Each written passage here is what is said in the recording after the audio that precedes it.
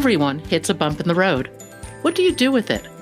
Be inspired as we explore the ways people experience, navigate, and manage the ups and downs and twists and turns in this road trip called life. Welcome to another episode of Bump in the Road. The basic podcast is always free. We also have a premium subscription called Bump 2 that lets you listen in on extended behind-the-scenes conversations with our guests.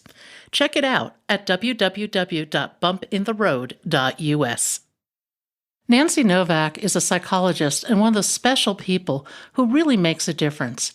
She's the founder of nancyslist.org, which she says is her love letter to the universe. Nancy's List grew out of Nancy's own experience with ovarian cancer.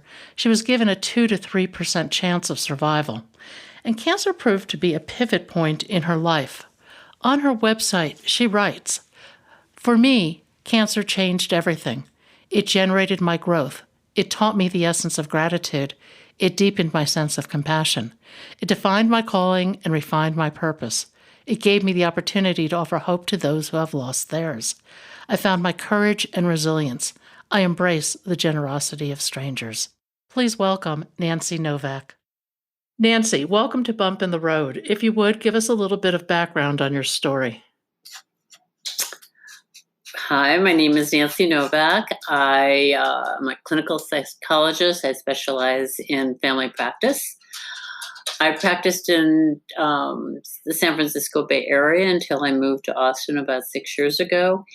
And I have focused my life on developing Nancy's List, which is a nonprofit serving those who are living with cancer and those who love and care for them. I was diagnosed in 2004, 17 years ago, with stage 4 ovarian, which had metastasized into my liver. And that's why it's called stage 4, because that's a vital organ. I thought I had appendicitis. On April 29th of 2004, I had pain in the right side of my belly that didn't go away. And I went to my internist who examined me and immediately sent me for a CT scan. I knew nothing about cancer and I knew nothing about a CT scan. So it seemed like a very long time. She called me back in and said, "Do you want the good news or the bad news?" And I said, "The good news." She said, "You don't have appendicitis." I said, "Oh, wow. All right. Okay. Terrific." And she said, "Ready for the bad news?" And I said, "No." And she said, "You have stage 4 ovarian cancer and your liver is 2 times its appropriate size. It's like a small watermelon. Oh my God. Your right ovary is the size of a grapefruit." Did anybody else notice how they talk about tumors in the size of fruit? Anyway, I said 2 sort of remarkable things. Thank goodness it's not appendicitis. What's stage 5? So, which is the title of my next book. I was swept away to Stanford and I met the oncologist who saved my life. And when I went into the cancer center, I couldn't breathe. I just sort of thought I was going to just pass out. It was like, this was the defining moment of the rest of my life. And my friends and family soon arrived at the bedside. They all lived in California, so they were all there very quickly. And it seemed to me that every medical student, every oncologist, their fellows, seemingly every person in the Western world was probing me and poking at me to determine what was going on with me. That was not so nice. But at about 8:30 that night, this man walked into my room and in a very brash and unpleasant way, I said, "And who might you be?" And he looked a lot like Santa Claus. But, I have to say, I was poked and probed by a bunch of strangers all day. So seeing this guy look like Santa Claus, like, oh, my God. And then he said, "I'm your doctor." And I went, phew. Okay. That began what I call the most incredible relationship in my world. And he dismissed all these people who were in a corner sharpening their scalpels, it looked like to me, and said, "Nancy's too sick for surgery. We're starting chemo right now." And that was pretty scary. So, and then he said, key to my whole life, "Yours is a bleak diagnosis and you have a very challenging prognosis. I think I can help you and I am with you." And everyone in the room heard those words, and there was a big sigh, and a lot of tears. And those 4 words for me became the most important words in my life. They changed my whole world. I am with you. And he said something else that still blows my mind. He said, when your friends and family go home and you think about today and you're overwhelmed, please call me. Here's my home phone number. That was a wow. Okay. And I did call him. I called him at 2:30 in the morning. I called the man. And he was as kind and caring in that phone conversation as he has been throughout my cancer experience. He's honest. He's available. He's just a real human being. He cared about my emotional well-being. I wish everyone had the same trusting relationship with their oncologist that I was blessed to have. And he saved my life. He saved my life. And I trusted him. I was never felt alone. I am with you. Just said it all. And I think the trust with him opened up, let me turn this up, all kinds of possibilities. It just opened my heart. There was something about that. And then I was totally fortunate to just glom on to the generosity of strangers, the wonderful, compassionate, and sensitive nurses in the infusion room. I call them the angels in my midst. And the 2 other patients who rooted for one another and who really cared about each other. I always think that between cancer patients, there's an immediate intimacy that it's more than we're in a club we don't want to belong to. It's like we understand each other instantly. And I found that to be so true, and it guided me in my work. And I had this wonderful A-team they call themselves Nancy's A-team, who held my hand and walked the walk and was always there. So that's the beginning. That was the beginning of my story, which a great foundation of being at Stanford, being with this particular oncologist, having support of my family and friends. And I made a decision in those early days that nobody should ever go through cancer alone. You said the trust was such a key piece of your relationship with your oncologist, and it opened up a lot of doors. Mm-hmm. Talk about that a little bit, because that's really interesting. I think so often medicines become mechanistic, and that human element really matters. The human element, I think I think healing is about relationship in large part. And I, as a psychologist, I work with many, many, many cancer patients, and many, many, many of these people have said to me they don't like their doctors. They don't tell their doctors the truth. They don't take their meds because they can't afford them, and they never tell their doctors. They do things their doctors tell them not to do. And I went, if you don't have that kind of relationship with the man or the man or woman who ultimately has power over the rest of your life in healing you, go find someone you trust. Just do it. It just takes so much off of the pressure and the stress and what did I tell him last time? Did I tell him I'm taking mistletoe, or didn't I tell him? Right. Oh, I forgot to tell him I'm still taking hormones, although I have a gynecological cancer. There's just so many ways that it just feels so good to have, in all our relationships, we know what that means. But I just feel like what I was blessed with was just this opening, I appreciate it. I loved that these people were so committed to my healing, and therefore I was too. It just was an easy path to take because they showed it. I think in so many ways you were in the right place at the right time. You met Rachel Naomi. Is it Riemann or Remen? How does she say her last name? Remen. I mean, wow, what an incredible person to have cross your path. She was amazing. I first met her. I'd read her books. Do you have her books? Do you know what? I do. Yeah. Okay. The Kitchen Table Wisdom. Mm-hmm. Everybody should own that book. And My Grandfather's Blessings. So she was teaching a course for continuing education hours, which I was required to take a lot of.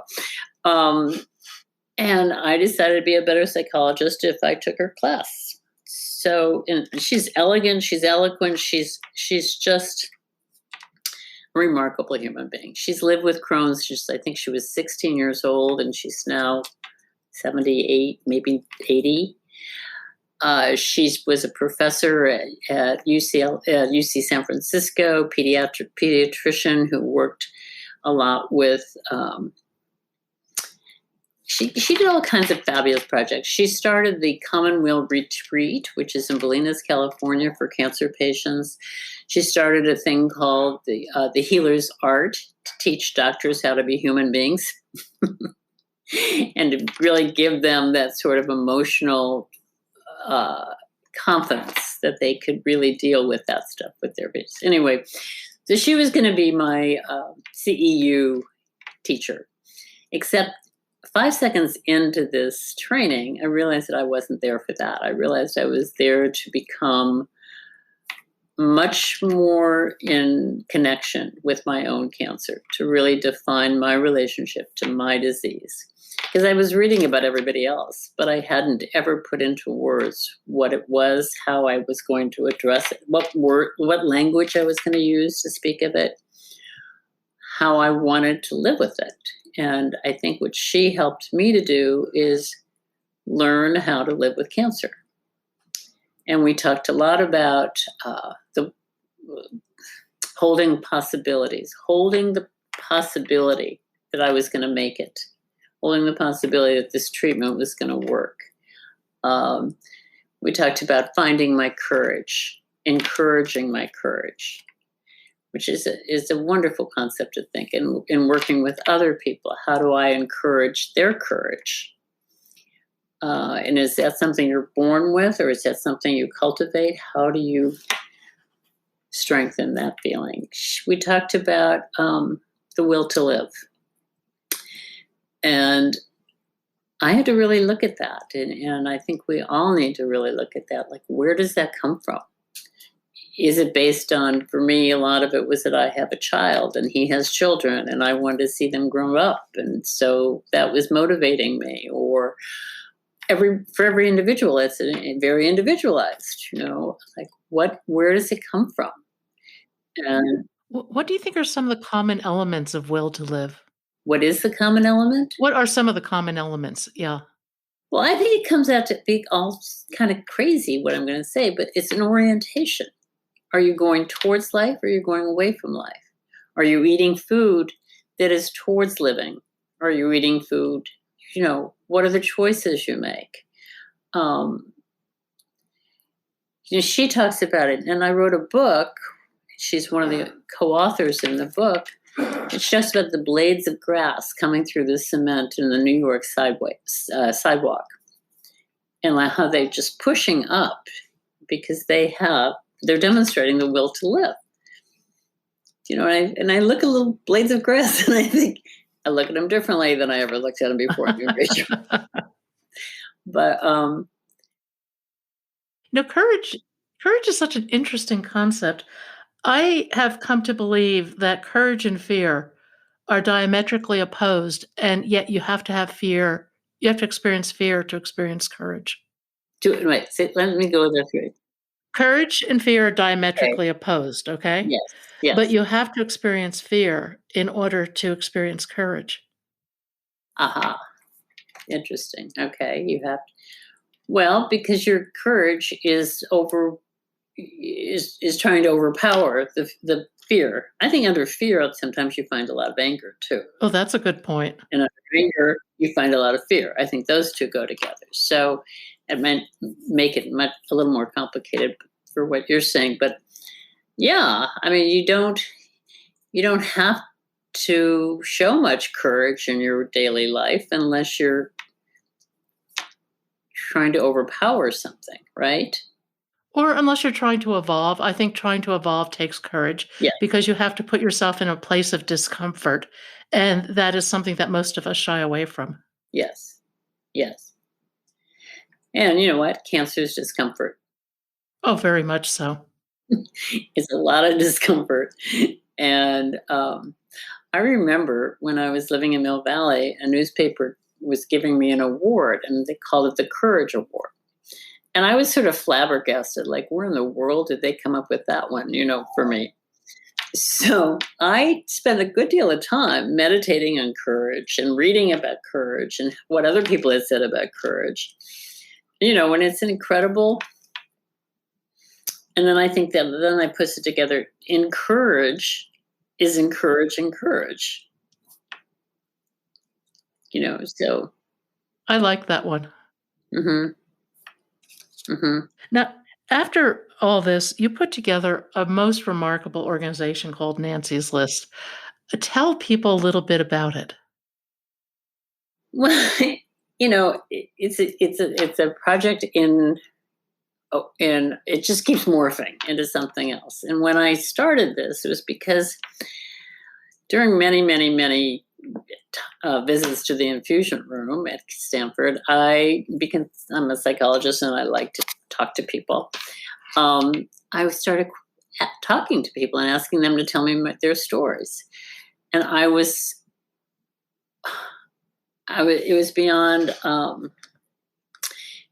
beyond discomfort when I heard not that people were talking so much about living and dying, but they were talking about not having the money to live and the money to get through cancer and the money to pay the medical bills or to pay for food on the table versus their medications. And they talked more about the money than they talked about dying. And that just, it was unacceptable to me that people in this country do not have the funds to get through this or worry about the funds. And they don't know that they have options about where to get the funds. And I think it really hit me over the head when one man said to me in one of those discussions that I'm considering suicide because I'm a financial burden to my family. And I'm an old hippie, I couldn't stand that.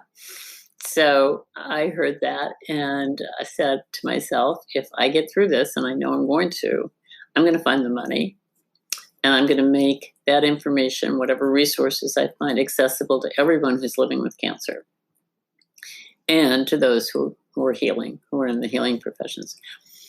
So when I got through most of my treatment, I started doing research about where's the money and found an incredible amount of extraordinarily generous corporations, foundations, blah, blah, blah, that would help with all kinds of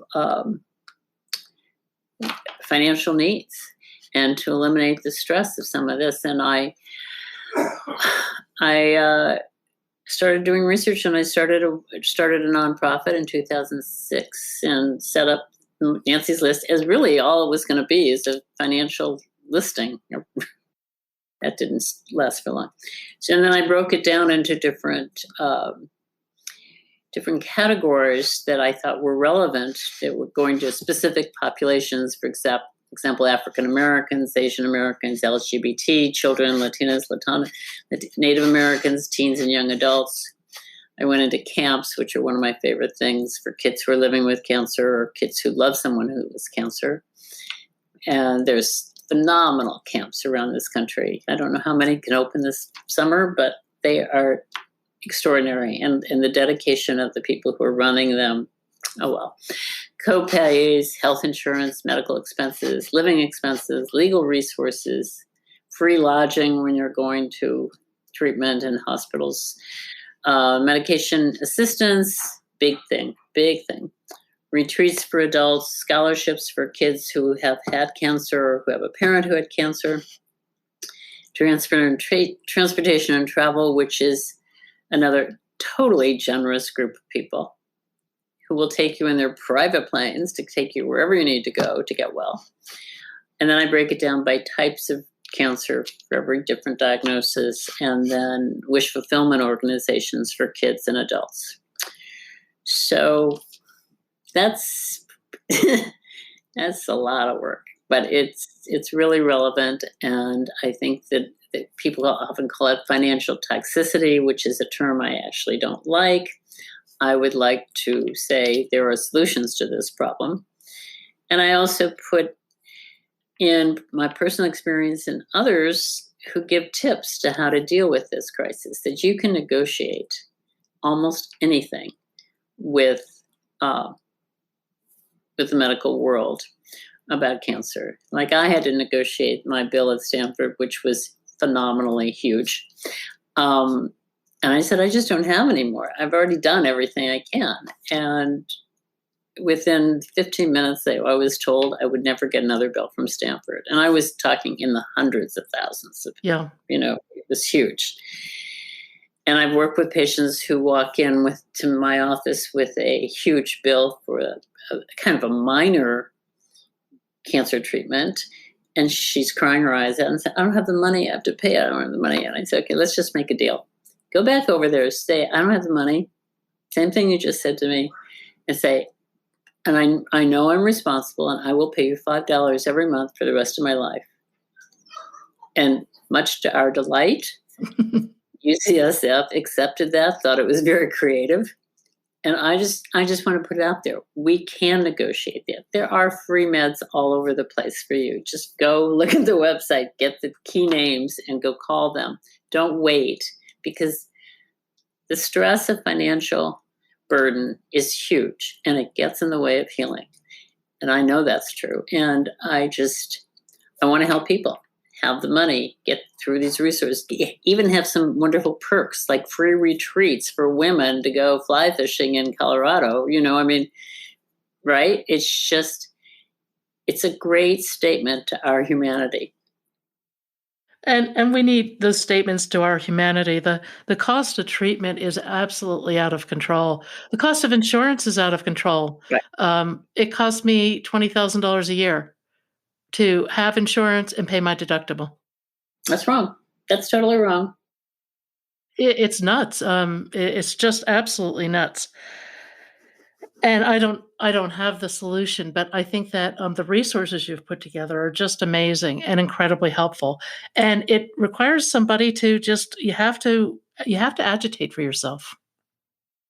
You have to advocate, and people need to know what's out there. I mean, there's so many phenomenal organizations that will help you, and we just don't know that because we're not. Nobody told me there was a financial advisor at Stanford. Nobody even mentioned that, and I went, "How am I going to do this?" And the fear is if you can't afford it, you can't get the treatment. That's the big fear, and that's what we put out. So, or you get the treatment and you bankrupt yourself. People call me all the time and say, what can I do? I live in blah, blah, blah. And can you help me find something right there? So that's been a big part of what I'm committed to. It's like, I know this is an issue that doesn't have to exist. And I know that, we have a president now whose child was affected by cancer. So maybe we'll get more action out of this administration as far as really helping cut the cost, because the bottom line is it gets in the way of healing. Yeah, I agree. I think it does. And healing's an interesting topic in and of itself. I mean, there are so many levels of healing that need to occur, and they need to occur over really long periods of time. I think a lot of people get into they get a cancer diagnosis, they get through treatment. Now what? Now what is the big what? Right. Because, we all who've gone through this wicked disease know that we're all scared shitless, about recurrence. And when I laughingly say, but I mean it, like if you're out of treatment, your friends think you must be fine. Right. And I make a joke and just say the tuna casserole stop coming and your group of friends move on to somebody else who needs help. But you're left with a lot of emotional stuff to deal with, a lot of just a lot. And so I think that it's not the end. It may be the opening to perhaps, and my greatest idea of transformation, about you've been through a trauma and it's time to heal the trauma. And where do we go from here? My oncologist was magic man in my life, of course, but he said one thing to me. He said early on, if you're on antidepressants, double them. If you're not on them, get on them. because this is going to be a rocky road and you're going to need all the support in the world. And then he said, and find yourself a psychologist, preferably one who has survived cancer. And I just think, like, why doesn't everybody say that to their patients? Why doesn't everybody address the emotional things that are going to go on, whether you're in treatment or definitely they're going to go on in post-treatment?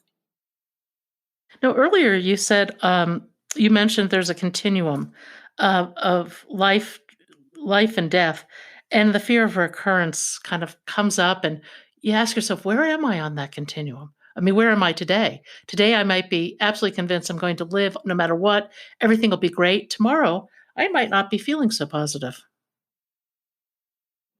Well, you know what? I play a little mind tricks every now and then, which get me through the day. But one of the things that I've done with patients, and I call them clients, but they're cancer patients, is acting as if, like, where are you on the courage continuum, let's say? How much courage do you feel you have today? And they'll say 2. And I said, okay, how would your day be different if we upped it to 4? Okay, so this then little conversation. Then it's okay. Let's just breathe a little bit, and then let's pretend it's 4. What is that? How does that feel different than 2? You like that feeling? Okay, let's go to 6. And play with these things and act as if you're at 6. That's powerful. It's very strong. It's very strong because you can do it. You can do it with almost everything that I can think of. It was like, how comfortable are you applying for a job? 0. Okay, let's up it. What's it going to feel like? What do you feel in your body? What do you feel all over? But it's pretend, but it's a powerful pretend.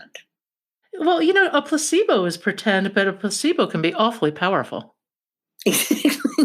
And this is I think this is this requires something else that a placebo may not. It requires you to do the action of amping it up inside yourself and feeling how you're amping it up, and where do you go with that? And I think that it's a tool we can use in many different ways in our lives, but it's like, sometimes when you act as if, you own it. Just hang out today, pretend you're at a 6, see what happens. And I think that's also what Rachel talked about, holding on to possibility. How do you encourage possibility? Well, and I think our minds are incredibly powerful. Yes. We do not give ourselves enough credit for the power of our minds. Right. And we really have a choice. I mean, we have a choice in terms of what we think, how we approach things, what truths we choose to believe. I mean, you go back to Candace Pert and others, they showed without doubt there is a mind-body connection. Yeah. And I think that, we go back to the will to live when you think of the mind-body connection. And some people I know and work with have that will. And some people say, it must be my turn to go, And I've discussed this with so many people who are living with cancer. Like, what is it? And what matters to you? What opportunities are you willing to fight for? I don't like the language of fighting and warriors and all that stuff. I'm not real good at all that stuff. But, I think we need to take advantage of the fact that our minds are so strong in governing our bodies. And we need to learn more about how each of us operates to maximize the potential of our body to heal. And healing is a long-term endeavor.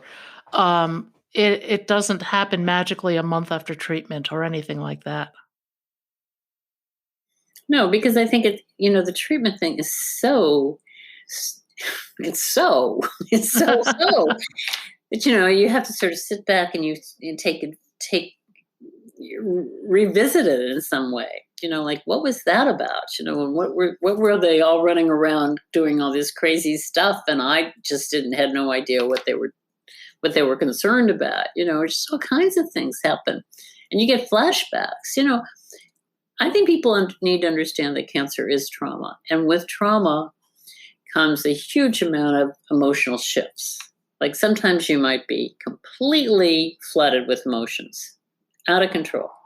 And then sometimes you go numb. And some people are rapid cyclers between those two things and feel completely out of control of either one. So, I often say with people, like, get thee to a trauma specialist or somebody who really understands that. EMDR is really effective sometimes for people. Hypnosis is, there are all kinds of sort of out there stuff that can kind of balance your emotional state that in many cases is really needed. Because then, it's not just you're out of treatment. You got to sort of re-navigate all your relationships with everybody. Yes. And oftentimes those relationships are put at risk during cancer. Now, cancer really changed your life. I mean, it said it all. You went off on a path you never could have expected. If you could rewrite your story, would you? No, I actually am happier having had cancer than I was before. I don't know what parts I would rewrite. It was dramatic. I mean, I have to say there was a lot of extra drama going on, and I was sick a lot. But I just knew I could do it. I just felt like I could do it, and I wanted to. And I have to say, I don't know if I have to say it at all. My path changed. I fell in love while I had tubes running out of me and bald head and all kinds of stuff with this guy from Texas, of all things, and I'm a California kid. I mean, I don't even know about Texas, right? So that added a dimension to it too, to be loved, not because of to be loved, and maybe because I was vulnerable, or maybe because, I certainly didn't look so attractive, but anyway, that added another dimension. And I think that was also that my heart was wide open to that. That's if I could make that happen for people, just opening their heart to let this stuff in, because there's some beautiful blessings to be had from the people that we meet along this cancer path.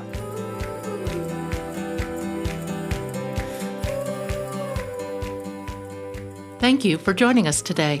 I hope you found something in today's podcast that inspires you along your own life's path, because sometimes a bump in the road is actually a portal into a more conscious and meaningful life. You can subscribe to our free podcast at www.bumpintheroad.us or become a premium member to hear the full conversation. Just go to www.bumpintheroad.us for more information and to sign up.